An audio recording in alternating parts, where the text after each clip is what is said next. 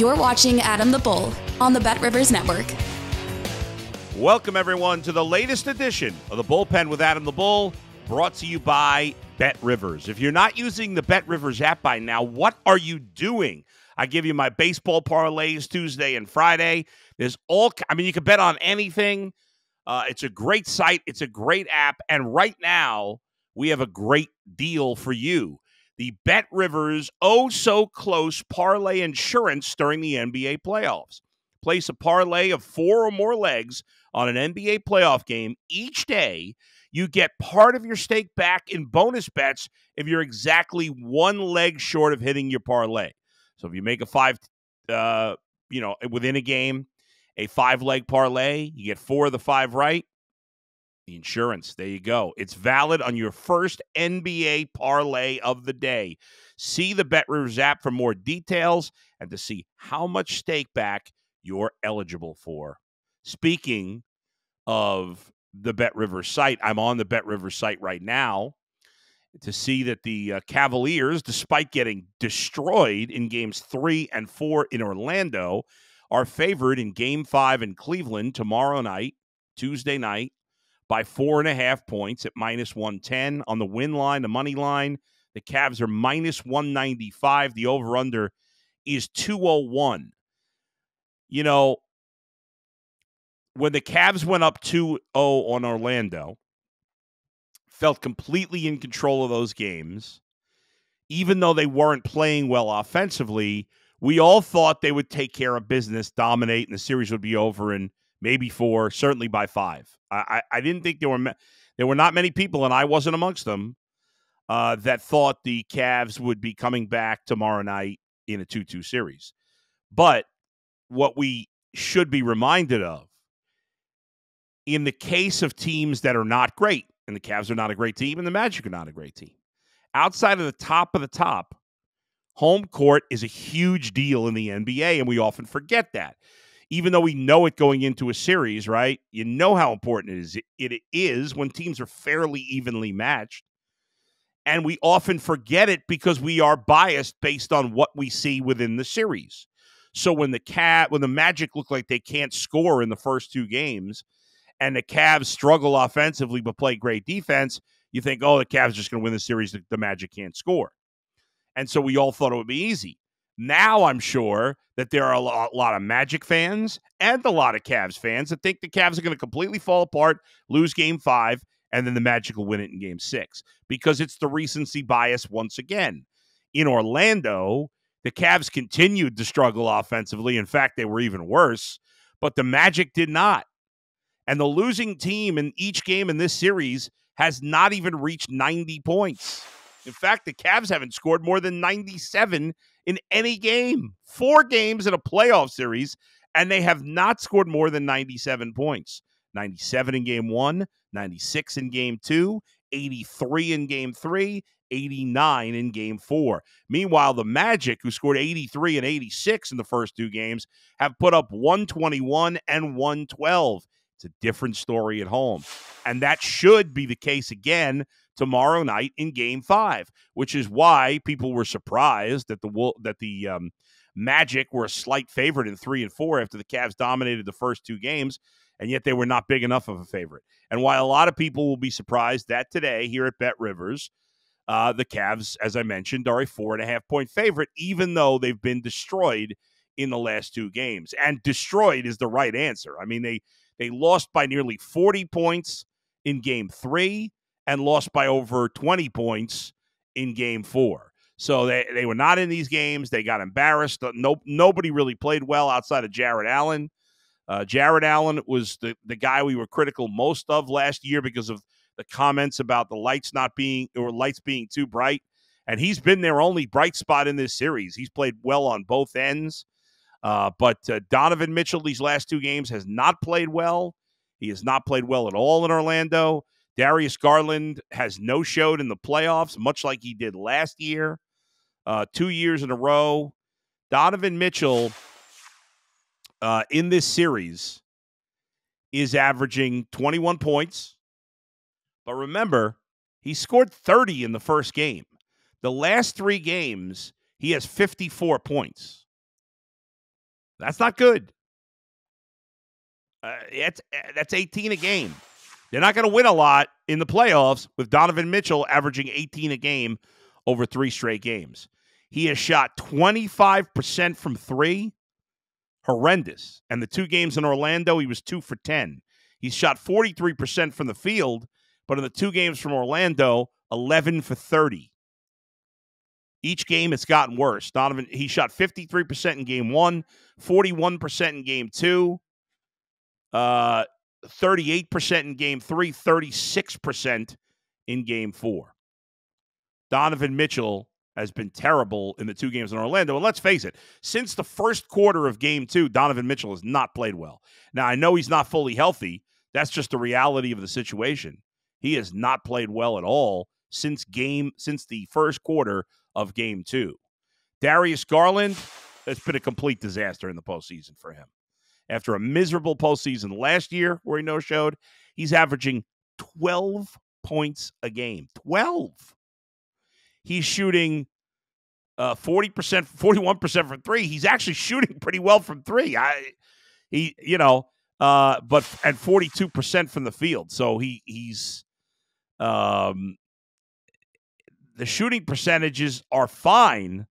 He's just not shooting the ball enough, and he's not being aggressive enough. And it's just been ugly. It's been ugly. He's averaged 12 points, 3 boards, 6 assists, and 3 turnovers. Just not good. Not good all around. And in the last 3 games, between Donovan Mitchell and Darius Garland, they're averaging under 30 points a game between them in the last 3 games. So the Cavs cannot continue to win that way, will not be able to win that way. However, I do think they'll bounce back. I think Donovan Mitchell will play well tomorrow night at home, and I expect the Cavaliers to go on top 3-2. And this series could end up going 7, very likely, with the home team winning every game. Meanwhile, the Cavs, if they do win, their next opponent, likely the Celtics, so that's not a short thing, obviously. Celtics lead their series with the Heat 2-1 with Game 4 tonight in Miami. I go to the Bet Rivers app again here to see the line on that game tonight. Boston is a 10.5-point road favorite, minus 500 on the money line. So obviously they're a significant favorite to win tonight. We'll see if they take care of business. But a couple days ago, we thought maybe the Cavs will have a quick series and they'll be able to rest before they play the Celtics. Well, now you're just hoping to win the series. Forget about any kind of rest. The Celtics win tonight in Miami, they probably end that series in Game 5, which is Wednesday. So that series could be over Wednesday, whereas the quickest the Cavs series could be over, I don't think they play again till Friday after tomorrow. Yeah. So best case scenario for the Cavs, they're done at Friday. And that would mean obviously winning tomorrow night at home and then winning in Orlando on Friday night. It's going to be tricky. And so far, obviously, these games have not been competitive. The home team has dominated the games in this series so far. All right, let's switch gears to the NFL draft. Obviously, I was away this weekend, so I wasn't doing any NFL draft breakdowns. And if you know me, you know I'm not a big fan of draft grades. We can draft the Browns. We can grade the Browns draft in about 2 years. That's when we'll know. So let's look, instead of grading the 2024 draft, I want to grade the 2022 draft and where we're at. But first, I will mention that, the Browns, because of the Deshaun Watson trade, have not had a first-round pick since Greg Newsome in 21. They had not even picked in the second round because of other trades they made or trades down since also 2021. They did draft Michael Hall Jr. in the second round. Buckeye fans obviously know him well. I'm always honest that I think people that in my business pretend they know how good these draft picks are. Most of them are talking out of their ass. I don't know enough about Michael Hall and how good he's going to be in the NFL. So I turn to the people who are experts at it, and there seems to be mixed opinion on Michael Hall in terms of his consistency. And And so there is some question about how good he will be. The Browns have not done a particularly good job drafting defensive tackles. They've done a good job on the end. They've done a good job at corner. They've done a good job at safety. But defensive tackle has not been their strength on the defensive side of the ball. Michael Hall is obviously a talented player. He's a big-time recruit going to Ohio State. And he's from the area. So obviously everybody's rooting for him. The consensus seems to be pretty positive about third-round pick Zach Zinter, 4-year starter at Michigan on the offensive line. And obviously the Browns didn't have a fourth-round pick. Their fifth-round pick, the first skill position, the only skill position player they drafted, the only skill position player they drafted, Jamari Thrash in the fifth round out of Louisville. He drafted a guy in the fifth round. He's a long shot. The other picks, Nathaniel Watson, a linebacker in the sixth, and they took 2 defensive players in the seventh round, Miles Harden and Juwan Biggs. Those guys are long shots even to make the roster. But, Hall, if he performs well in OTAs, he performs well in training camp, he has a chance to be in the mix at defensive line. Zach Zinter is probably not going to play this year. Hopefully, well, I should say this. Hopefully he doesn't play this year because that means the offensive line stays healthy. But I think they're looking at him as a starter in 2025 and beyond. And Jamari Thrash will have an opportunity to contribute in some way over the next couple of years, maybe even this year. We'll see how much he can get himself in the mix. Watson's a linebacker, the sixth rounder, and their Browns are pretty thin there, so he has a chance to contribute. As I said, the seventh rounders are a big long shot at this point. But I want to go back and grade the 2022 draft because now we're 2 years later, and now we actually have facts of what they've done on the field. And you got to when you grade the 2022 draft, it's tricky because the Browns did draft a lot of players, 9 guys, but they were all third-round picks or later. So when I look at what the Browns did that year, I'll take that with a grain of salt because they did not draft anybody in the first or second round. Their first pick in 2022 was a third-round pick at 68, and that was Martin Emerson. That's been a big hit. You've gotten excellent value for Martin Emerson as an early third-round pick at 68. He has 4 interceptions in 33 out of a possible 34 career games. He's never missed a game due to injury in 2 years. I think he sat one game because they had locked it up last year. I believe that was the game he missed. He's played very well. He is a very good number 2 corner. He's not a superstar, but he's a very good player, well worth the 68th pick. The second pick the Browns had in the 2022 draft was Alex Wright at defensive end. He was picked 78th, 10 picks after Martin Emerson. He has also played in 33 of a possible 34 games, so he's been pretty healthy. He finally showed some progress at the end of last year, had 5 sacks at the end of the season after not getting much of an opportunity nor playing much in terms of defensive line snaps. He played in other areas.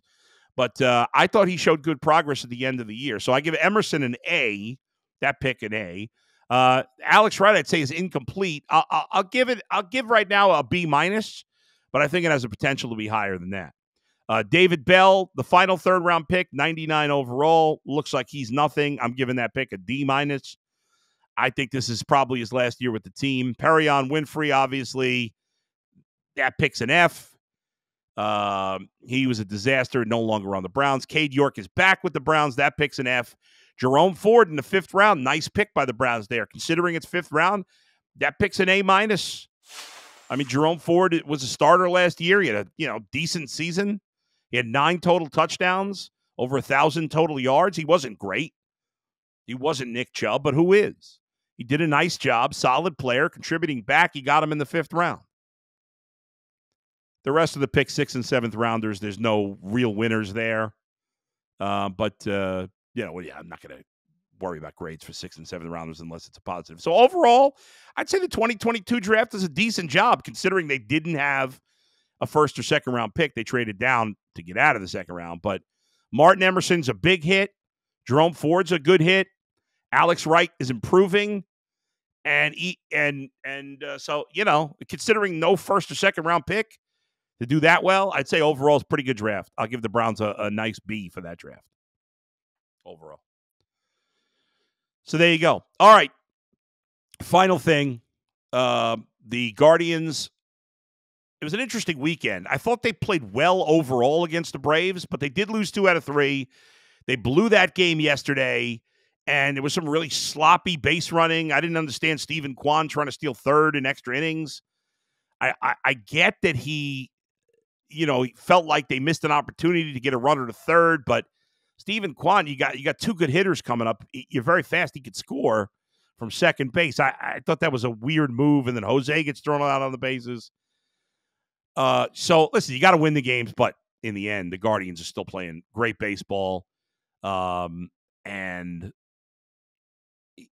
for what it's worth, I don't think there's, like, messages you send during the regular season, but they clearly did not look outmatched against the Atlanta Braves, and the Guardians still have the best record in the American League despite losing 2 out of 3 and 19-9. Kansas City 2.5 back, the Tigers 3, and the Twins, who have been playing better, they've won 7 in a row. Even the White Sox have won 3 in a row, but they're still 13 out. We'll have more on that at the Ultimate Cleveland Guardian show today. That's going to do it for me for now. I'll be back tomorrow after the Cavs game. When the Cavs and Magic game is final, we'll do a reaction podcast then. Until then, I'll talk to you soon. Where else but right here in the Bullpen with Adam the Bull, brought to you by Bet Rivers. See you, everybody.